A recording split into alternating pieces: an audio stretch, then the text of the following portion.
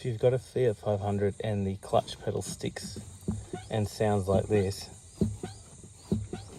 and sometimes when you put it down it doesn't come back up, then you've got to change the clutch master cylinder is the most likely thing wrong with it. So it can be quite scary because you'll be driving along, you go to take off and it gets stuck at the very end, it won't come back up.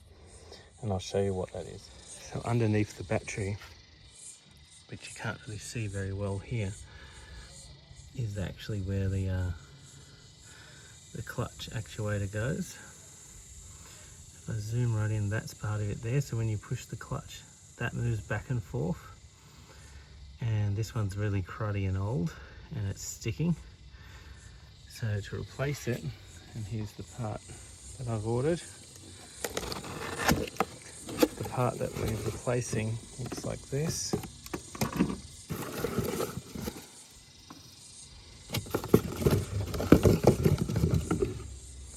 So what you could see there was actually this, and you were looking at the end of it. This goes in, and this whole tube and everything. Now, I wouldn't replace the tube because that runs all the way to underneath the car. And the end piece where the yellow thing is, if I was to replace that back to the original, where it connects is all the way underneath here. Probably very hard to see, but it's all the way underneath there. And it's a dry plastic. And if I was to attach this end piece, I risk breaking that connection. So I actually recommend just pulling this little pin out, using the existing line and just pushing it in and putting the pin back in. And that's the bleeder where I can bleed out this. So what I'm going to do is match up these hex keys in advance. I have to take out the battery, get all the way down in there, move the ECU out of the way, so I can then swap this unit. Now you'll see this little plastic retainer that basically ejects out, and you don't take that off until it's in place, because that'll come shooting out. But while it's held in place, it gives you heaps of room to then maneuver this in, get it bolted in, swapped over, bleed out the excess, shoot that out, have all this clipped in, and it should be fairly straightforward apart from the lack of access. So I'm going to start that process. So the battery terminal's a 10mm, on the positive. The negative one just unclips by hand, so you don't need a tool for that. So I'm using a 10mm just to loosen this one. And the bolt that holds in the battery, at the front at least, is 13mm, so it seems like every single bolt is a different size. Let's see how many other sizes we come across.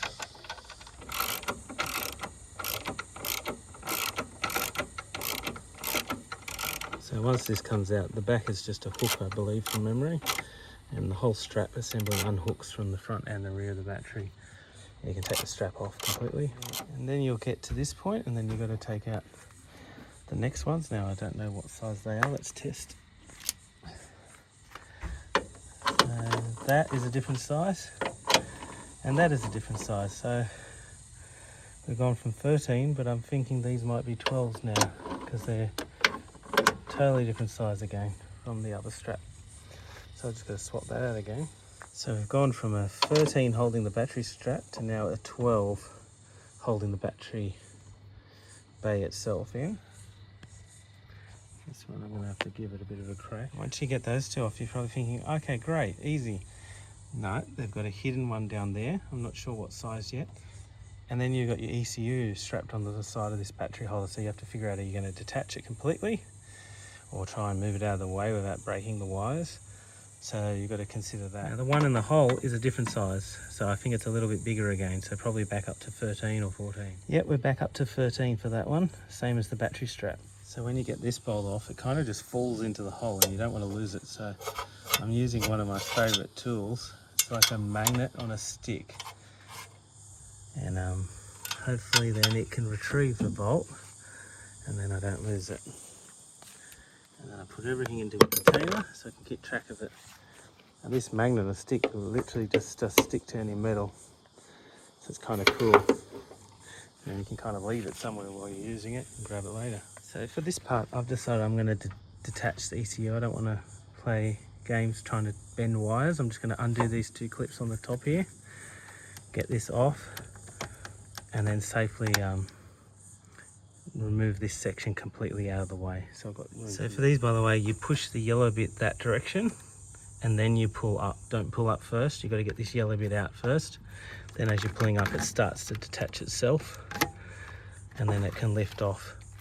So for this one, there is no yellow bit. It's a bit dodgy, but normally you'd pull the yellow bit out to unlock it and then you can do the procedure, but that one's missing the yellow bit.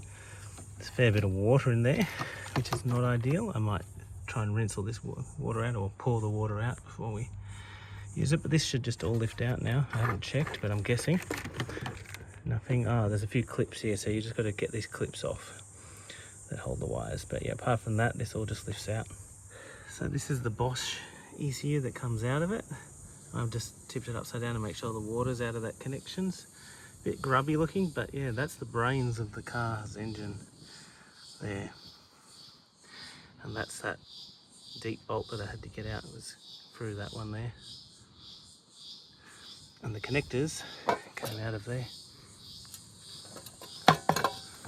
But now you can actually see the part we're replacing is that there, which matches up with the part I showed you earlier from there.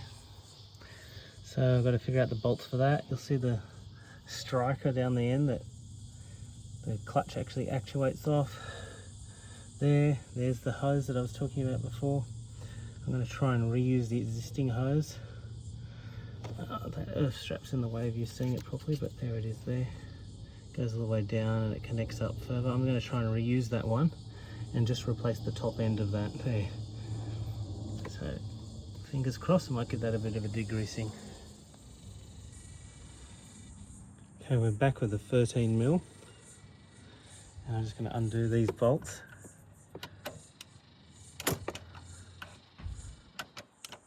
And this bit gets a bit tricky, but basically for the next bits I'm going to not really be able to film.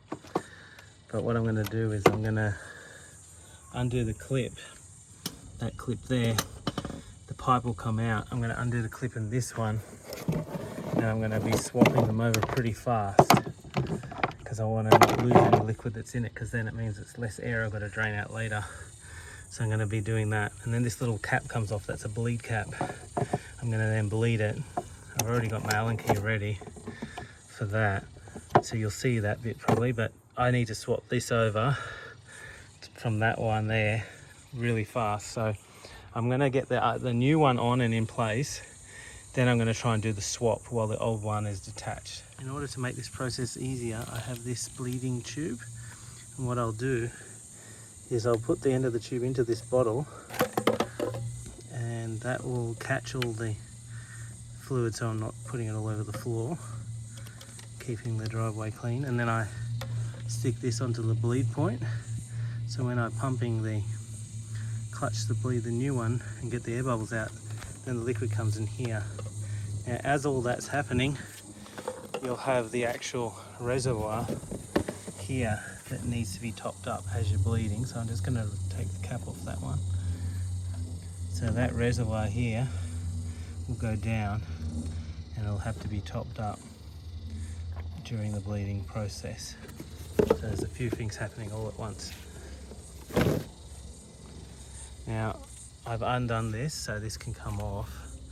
The moment I move it, that rod wants to kick out, so it's gonna see how it detaches there. So now it's no longer hooked onto the plate, so that'll come off. I'll undo that, swap them over and then bleed, but I don't have enough hands to film this step, but you'll see afterwards.